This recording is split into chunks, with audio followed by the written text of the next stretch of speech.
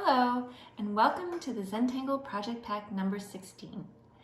This project pack will help us celebrate the holiday season with our 2021 12 Days of Zentangle. Woo woo! And this year we'll be exploring some techniques that play with dimension. Join us as we make fanciful ornamental objects that bring a festive flair to the holiday season and the coming year. I'm excited. Yeah, me too. As usual, we'll be using the materials from our Project Pack 16 envelopes, which you can purchase from Zentangle.com and from some of our certified Zentangle teachers. If you don't have a project pack, we invite you to follow along with whatever materials that you might have available to you. So join us either way. And we definitely recommend watching the Project Pack No.16 introduction video prior to this. And that has a lot more information about the tools and what you're going to need and kind of the background. Just a couple of little extras. Yeah. Other than that, most of these videos can be viewed in any order. The project or lesson we're going to be doing today is piggybacking on the previous lesson. So we worked on a black Zentangle exploring some Pangea, and we're going to be sort of combining that tile with this one, but they really can be done. They can stand alone. Yeah, they can stand alone. So either way works. So ready to rock and roll, Martha? I'm ready. I don't know if we said that. You're Martha. I am, and you're Molly. Yes! Here we go. Rock on. So as we said, we have our Project Pack 16 envelope here, and here's the materials I'm going to be using for this little lesson. I have a white Zentangle, and I have, sorry about that. And I have a couple of pen, I have one pen here, a black pen, and then graphite pencil, charcoal white pencil, and the corresponding tortillons. So here we go. Just gonna move that a little bit so you don't have that crack in there. Okay. So I am going to be playing with a tangle called Aura Knot, and I think I'll write that down for you guys so you can. Or not. Aura Knot. This was a tangle that we actually had a little. Oh right, it was a contest. Yeah. Naming contest. It was, and that's the one that was chosen. I think it's kind of a fun name. So as usual, we like to take a moment in the beginning once we have all our materials ready, kind of have ourselves organized, we have our space kind of in a place that feels good. I, at that point, invite all of you to sort of recognize with me the first step in the Zentangle method, and that is gratitude and appreciation. And for me, it's just a good time to sort of allow my whole process to sort of settle for a minute, and it slows me down. It allows me to a lot of times put a little smile on my face because I sort of have this moment where I'm thinking about what I'm grateful for at that moment, and perhaps it's just the time I have to create, or the people I'm with, or the things that I have available to me. But mostly it's just for the ability and the time. So I invite you to recognize that moment before your practice and give yourself that space to sort of recognize your breath and just kind of energize yourself for the time ahead. So when you're ready, I invite you to, if you had your eyes closed, maybe gently open them or bring your focus to, and turn your tile over so you have the blank side up. And I am going to also be using a square tile right now just to help me kind of like meter out my tile here. So I have a square tile I'm just using to sort of help me measure, and I know there was one in there. So if you don't have a square tile, you might have a different way to do this, but a square tile works really well. So if you can see, I just sort of placed my Zentangle on top of the square tile, so there's like equal little nubbins showing through, and this is a great way to just create 4 equal separations on your Zentangle, and I'm just going to mark them with my graphite pencil.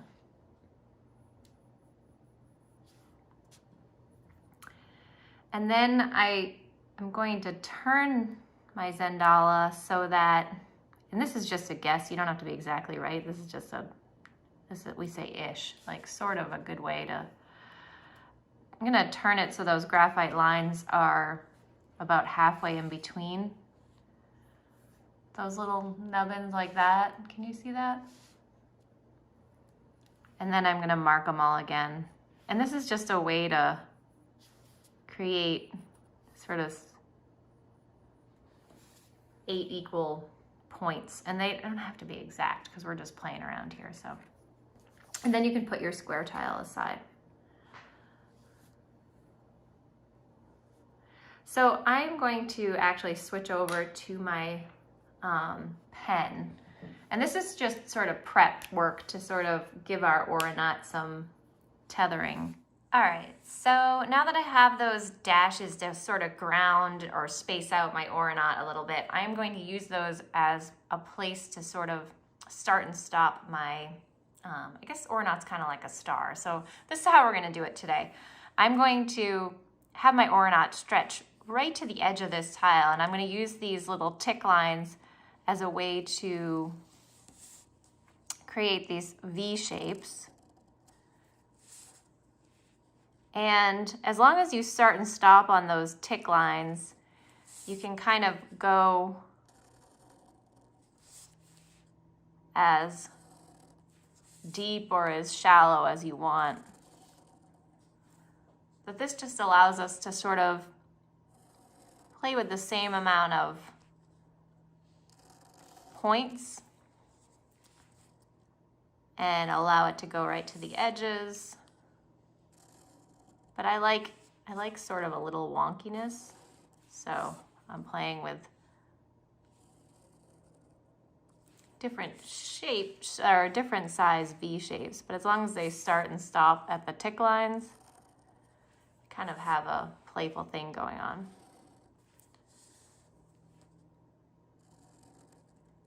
All right, so we have kind of a wonky, fun star there. I think that'll work. Does that work for you, Mark? I think I like the wonkiness of it. Yeah, okay. Yes.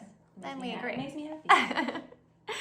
So aeronaut it's kind of fun. It's sort of, to me, it's like, it was like as if a tangle wanted to be a Celtic knot, but then it decided to go off on its own and become something else. And I'm really proud that it went off on its own and had such an independent streak.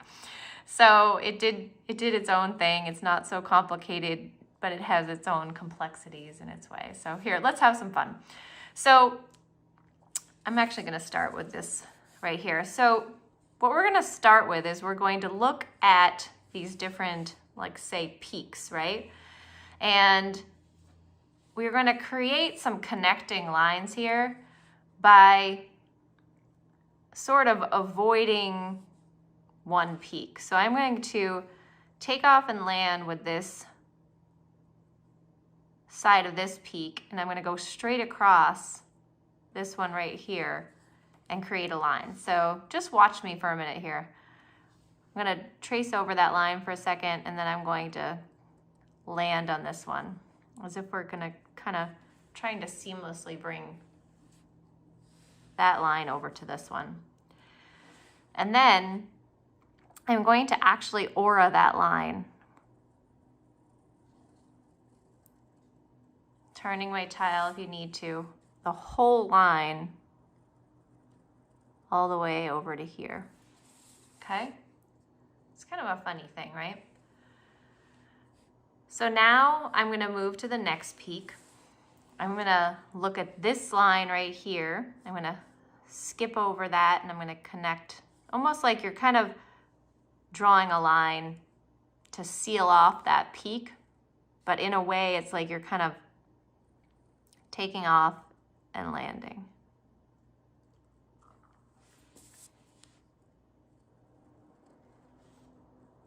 So imagine this, we're trying to make this a complete line right here, and I'm going to now aura this line, but because there's one previously drawn there, we're going to simply pick up our pen for a second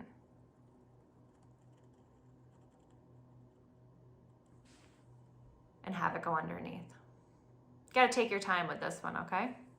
It's a fun one to learn though. So if you're new to this, I do suggest maybe just watching. All right, so now I'm playing with this peak right here. I'm looking at this line right here, and this needs to go, we're gonna avoid this peak, and we're gonna go all the way over to here. So you just wanna visualize this line going all the way over to here.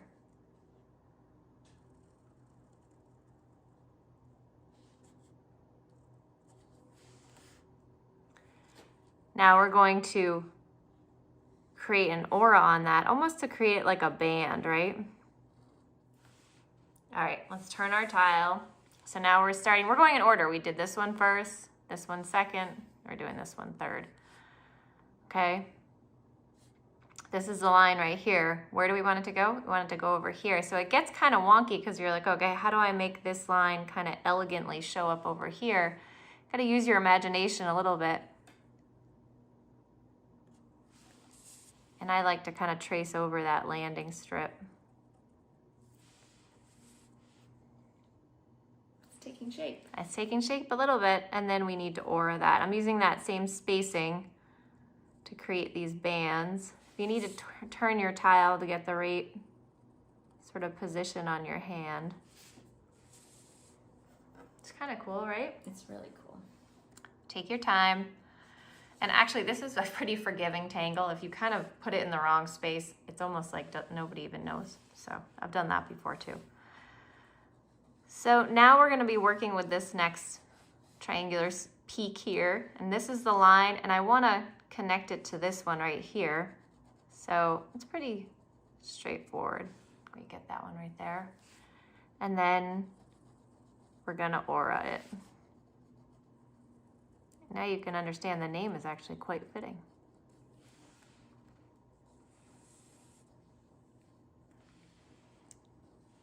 All right, so we got this one next here. It's got to get to this. It's almost like it's crossing over one of these sort of triangular peak shapes. And then the aura to create the band.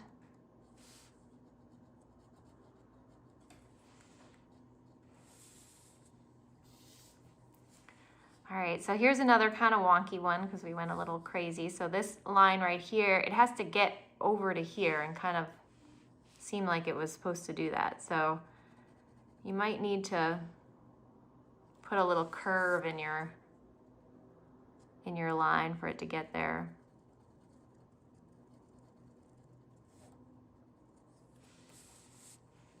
And now this aura is going to have to mimic that curve.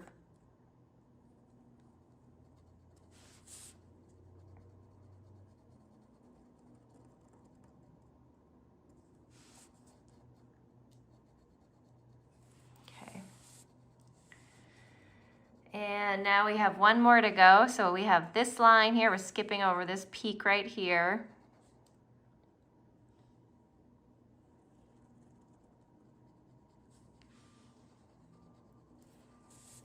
Let's see here.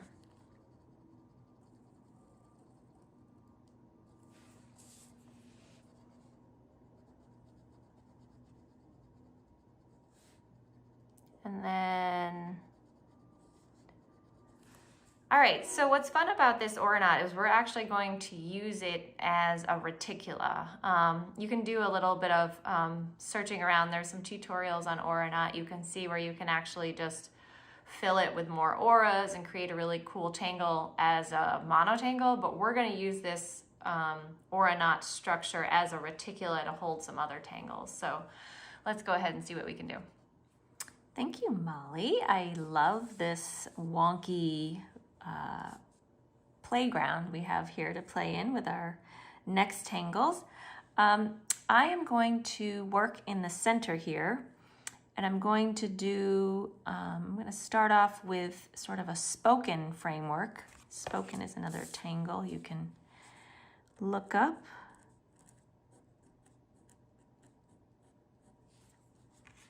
And this is kind of a fun one to do in these radiating formats here. So I'm going to eyeball the center of this tile here and draw an orb. And then this orb is going to guide all of my spokes, hence spoken. And the way I'm going to do this is with a takeoff and land stroke. And depending on whichever you're comfortable with, you can either draw your spokes making a curve in this direction or in this direction, and either one is correct, but you just want to be doing it consistently. So perhaps you're left-handed and you want to go in one direction. I am going to do mine in this direction, so you can watch me first. And I take off from the circle and land in each one of these crevices here that this beautiful knot has formed for us. So I'm taking off and landing, going in a clockwise direction. So I'm going to move my tile in the same direction. And then going to do it again. I'm going to take off and land in this crevice. And again, reacting to our unique, each of us will have a unique space.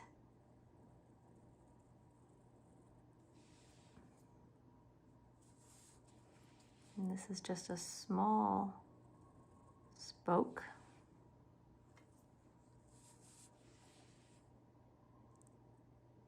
Take off and land.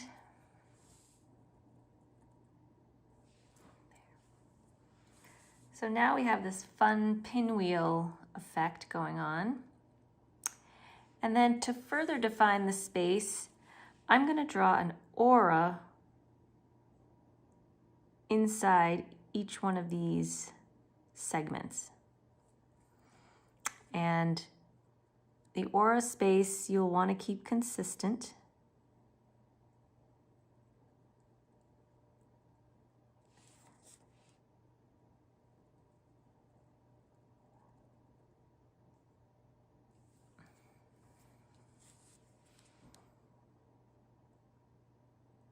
Taking your time.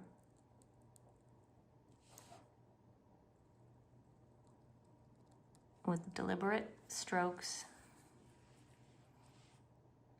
And turning your tile each time.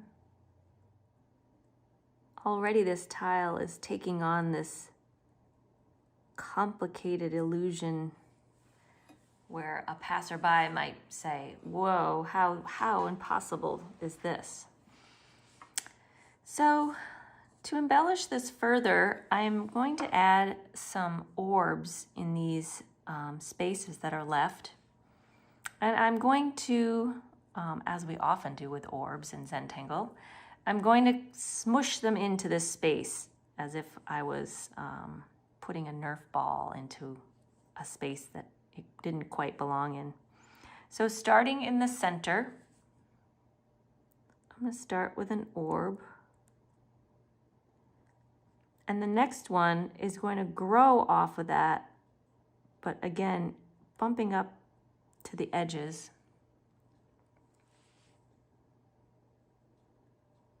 Squeezing itself in.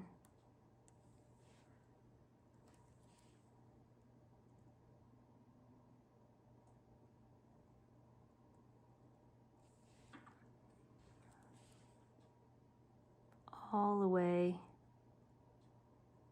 to the last bit, and then inking in those little spaces that the orb just couldn't fit into. Maybe there's one little one here.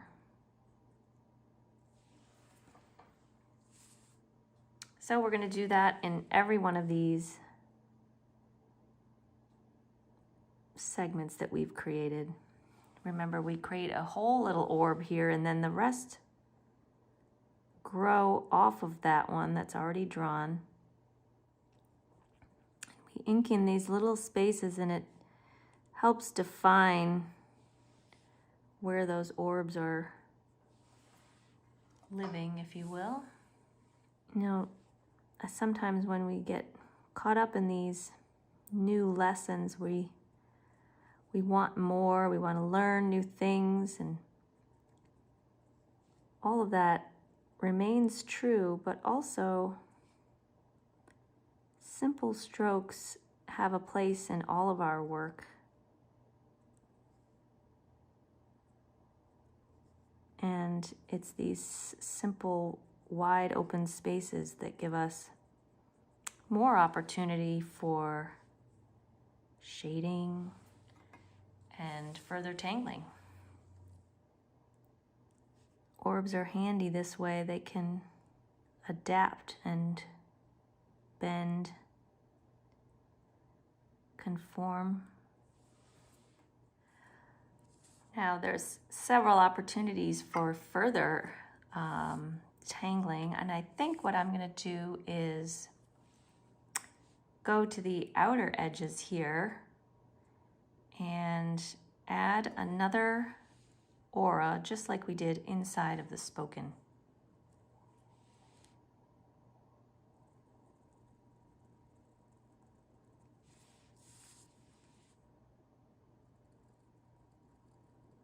So I'm going right to the edge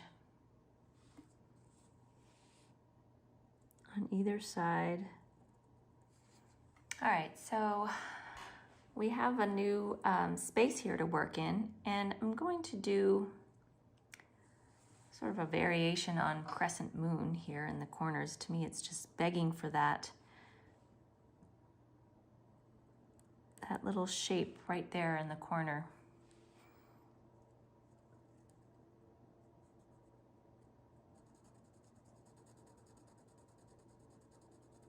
And of course, always having an opportunity to add a little ink to our tile, some heavier ink, or what we refer to as drama. So here's my beginning, and then I will add an aura, a little bit of a secondary theme going on here, and another aura. In this second band, I'm going to ink in as well.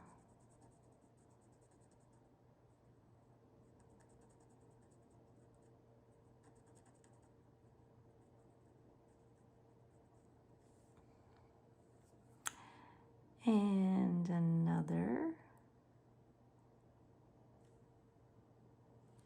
And now I'm going to do a wider band here, a little bit wider.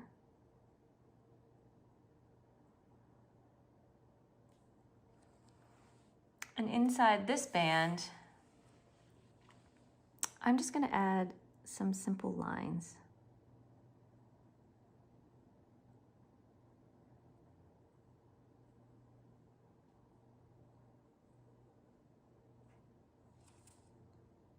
And even with these simple lines, I turn my tile so the lines will radiate outward.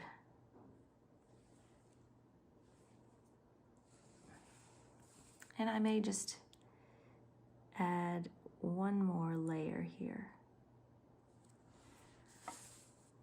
So we have this little fan effect that started with the crescent moon. And I'm going to work my way around the aura knot, adding these details. For a lot of us, this time of year can be pretty hectic in a wonderful way. But if you are able and joining us right now in December, in the middle of some craziness and preparations, and I commend you for taking the time for yourself and in turn for those around you, because you are bringing calm and peacefulness and joy that's certainly contagious. And whether you completed each one of these little embellishments one at a time, or if you traveled around the Zentangle, adding one element at a time, we all end up at the end in the same way, but our own way, and what feels comfortable for us. So I thought I would add just another little playfulness to each one of these with some just quick little lines, almost as if these bands continued to radiate from under that auraed space we created, like eyelashes, if you will. And you'll see that I'm just doing these quick little strokes, inconsistent, but playing around with different pressures on my pen. Just adding a lightness. It's fun to practice different techniques, each tool offering so much more than just one type of line. Doesn't really matter if each one lines up with a corresponding stroke. You get the same type of impression. So I might just add a little dazzle, because I can, with this silver pen I have over here. It's just want to wake it up a little bit. There's a few things that I can, well, there's endless number of things, right? But I think what I'll do is I'll create a bit of a Knightsbridge effect here on my little, just adding little squares of silver so that my band, can you see it? That little band now has a checkerboard on it. And it's just a way of breaking up the black. You could leave it black also. And perhaps this center we could fill in, because why not?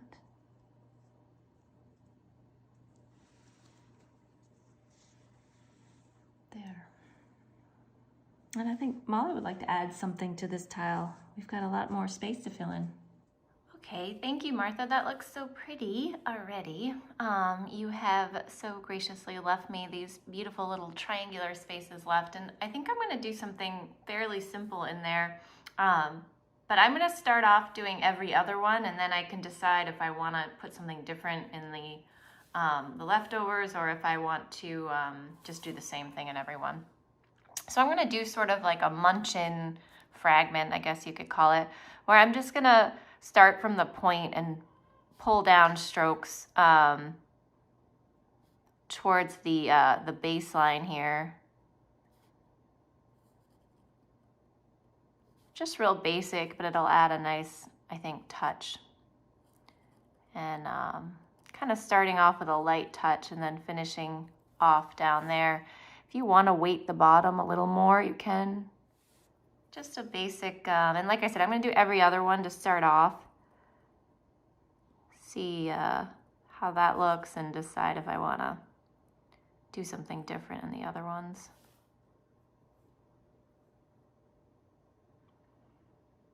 And then I think I actually am going to play around with something a little different here, just to sort of give it a little punch. I think I'm going to just do some striping, because I feel like it needs a little more let's say contrast. So I'm going to go into the other ones, and I'm just going to add a fat, kind of bold stripe that has a little curve. You can play around with the shading on that. Sometimes you just need to look at the composition and how it's evolving and what it needs. Like a little ink will be good here. Yeah, and I think I like how the horizontal stripe kind of acts with the vertical ones. It kind of has a little whimsy to it. So go ahead and put some striping in all of the remaining triangles. Okay, so I have filled in all those remaining triangular spaces with my striping, and I think I'm good with all the ink I have down here. I'm enjoying the remaining sort of space as just a visual break, and kind of having a little bit of fun with how this ornament played out. So I'm going to start to add some graphite to sort of try to create some dimension with how this tangle weaves and how the other tangles are interacting with it. So I'm going to start by tangling my ornament, and I'm going to sort of recognize these overlapping, I guess, parallel little bands or bars. And I'm just going to simply add a nice graphite bit where it appears to be overlapping. And I'll just show you sort of right away what with the tortillon, just kind of like creating a nice dark shadow and then just kind of inviting it in a little bit. So already you can see that. So I'm going to go around and do that to all of the ornament.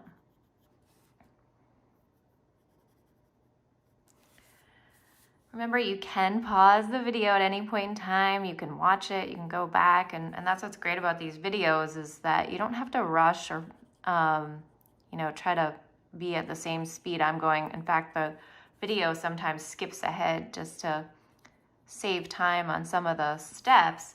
So just, process what's happening and then go at it in your own way.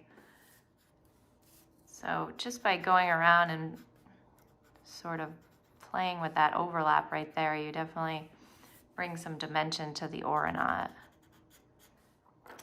And then if you want to also just put a little shadow where near the tip where it seems to be overlapping, go ahead and do that too. Remember, there's all kinds of options here, so don't think there's only one way to do this. The only, trick I encourage folks with shading is to make sure that you allow ample shaded areas and unshaded areas. And that's really the only trick. So as long as you have highlight and shadow, then you get that contrast that creates dimension. And just remember to breathe. Take your time. I'm just playing around with these orbs on the inside, and I'm just starting off by adding a little bit of graphite here in the points. Again, there's plenty of different ways you could approach this.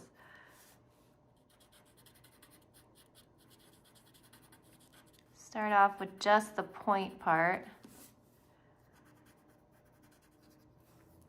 And then I think I'm gonna just, with these bigger orbs, maybe play around with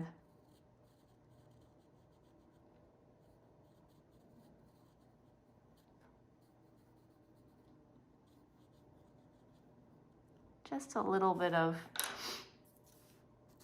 shadow, just to get that highlight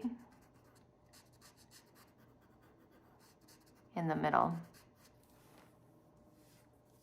Sometimes you just need to put a little on there and then you can play around with it with the tortillon. So I think I have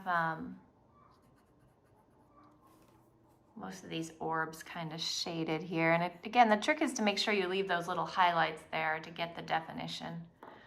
Now I'm going to go into my triangular spaces, and with the, I think with this one, let's see, I could either play around with putting something in the point here or something over at the bottom, and I'm going to choose the bottom. I think you guys can probably hear my chickens in the background. All right. And then with the striping, I'm just going to play with a hard shadow on either side.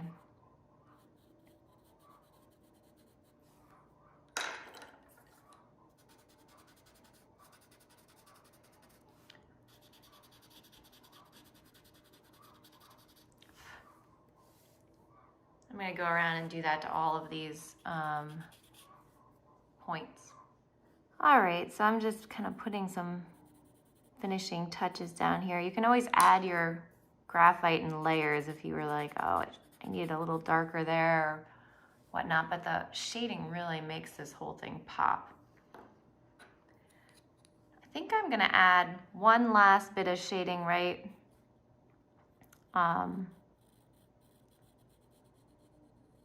right on the outside of these, just kind of to complement that, those little, I guess they're like eyelashes or fringe.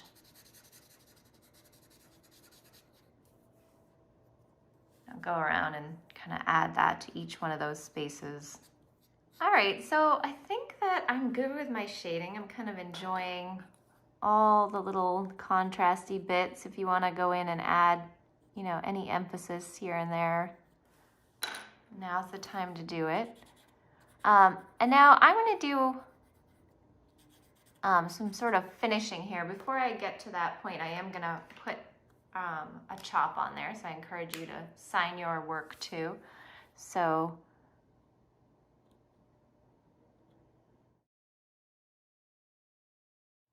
and once you have your chop on there, we are just going to play around with a fun way to display this Zentangle along with the Zentangle we did yesterday. If you would rather keep this separate and display it a different way, totally optional. We're just trying to show you guys ideas, and you can go with it or not. So watch this one kind of way to finish off our tiles. So I have this tile all done. I have my chop on the front, and I'm going to assemble it with the tile we did yesterday. And then, let me find it. I have it right here. So here's the tile we did yesterday. So fun. And the idea is that we're going to put it back to back with this tile, and we're going to put some string in between the two tiles with the Mod Podge, and then allow ourselves to sort of hang it. So I think what I'd like to do, this one's already Mod Podged on one side. So at this point in time, I'm going to Mod Podge the back of it, put the string in between. I'm using just a thin twine, but I had a ribbon here too. You could do a ribbon, whatever you want. It should be pretty thin. You don't want it to be thick because we're sandwiching it, and we don't want it to kind of create like a major lump in our artwork. So what I'm going to do first is I'm going to create a thin layer of Mod Podge on the back of this one, so I can put my string and my other Zentangle. And I like to just squirt a little bit on, some people like to squirt it onto a little dish or plate, and then I really want enough Mod Podge on there to get all the surface. And as you can see, I have a scrap piece of paper here I'm working on top of, so I don't get glue all over my table. Mod Podge is both a glue and a sealer, or whatever you, I mean, it has all kinds of fun. I've been using Mod Podge for years. And all kinds of fun decoupage things you can do. All right, so I think I have a fair amount there. I am going to, I'm using this thin twine, but like I said, you could put a ribbon here, anything you want. I'm gonna just double check to see what direction this Zentangle is going in. All right, so I have it facing the right way, only because that one is a little bit directional. The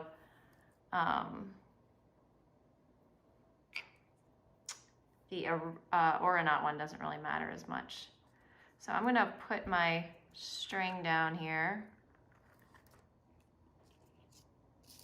or it sticks a little bit, and put this other Zentangle over.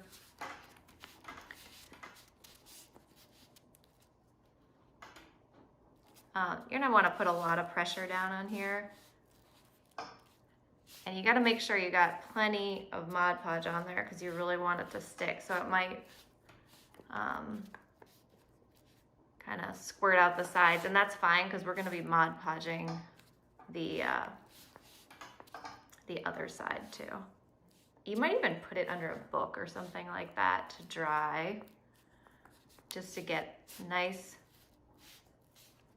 glue surface on the whole thing. Okay, so I've waited for my 2 Zentangles to dry, and I'm gonna add a second, or I'm gonna add a layer of Mod Podge on top of this Zentangle. You could have done that first, then connected them both together, but it doesn't really matter. I just encourage you to do one step at a time and allow the dry time in between, because there's always room for you to wait and then have at least one dry surface to play around with. So that's my only recommendation, is just do one surface at a time and then wait for it to dry and then go back, because then you can at least put your fingers on a dry area. And Mod Podge can go down in a lot of thin layers, so if you miss a spot, you can go back and put another layer on top.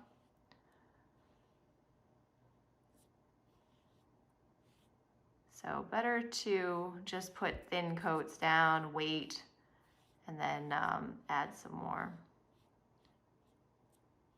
You get like a little chunk in your Mod Podge, just brush it off. So many different ways you could do this too. You could use little ribbons. You could also just Mod Podge the two together and then maybe hole punch a hole at the top and hang it, you know, with a string. That way you don't have to sandwich the string in there or the ribbon in there. And once you have the string on there, it's nice because you can hang it to dry. So, like I said, put some finishing touches on there.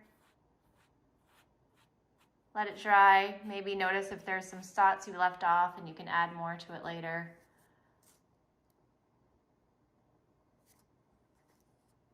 Enjoy, have fun with this. Try it a couple different ways. Thank you so much for joining us. We had fun. Take care. We'll see you soon.